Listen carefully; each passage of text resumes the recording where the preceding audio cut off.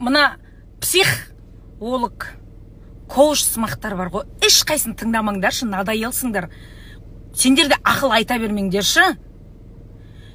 Алла әркімге лайықты қылып шақтап берген бәр нәрсені, сұлулықты да, өмірді де. Алла шақтап берген дәм тұзың таусылған кезде сен өмірден өтесің. Дәл солай ақылды да шақтап берген да. Әркімге ақыл айта бермеңдерші, өздеріңе жетпей қалады.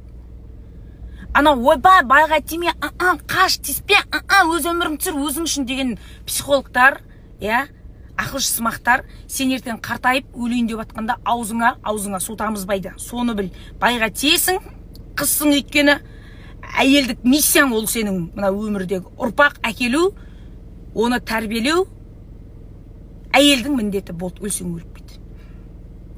Ал мынаны қараңыздар. Мен деген бүйтіп отырмын, білесіздер ма? Осы 4-5 күн болды, Инстаграмға шықпай қойдым. Жатып ап кілең психолог, анау бір бәле солардың подкасттарын көрдім. Осылар не жеп ақылды болып жатыр, не істеп жатыр екен? Неғып бұларға өмір жеп жеңілей деп саруайымға салынып, сары басын көтере алмай жүрген мен ғанамын ба, шақшадай басы шарадай болып жүрген деп ойладым ғой. Қоя қой. Бәрінің жеке өмірін естісең, көрсең айналаңдағыдай. Анау сияқты өмір сүргің келмей кетеді. Өзің диванасың, кімге пір боласың.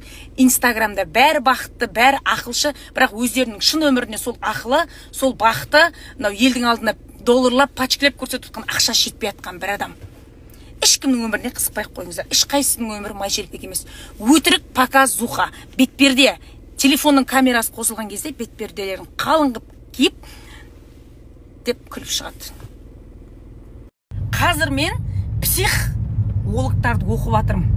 Өткенде бір психолог маған айтады, үлкен сумка ұстайтындар, анау бәріңнің проблемаларын көтере берем, менің сумкама әкеп сала беріңдер, мен көтеріп жүре берем дегенді білдіреді екен.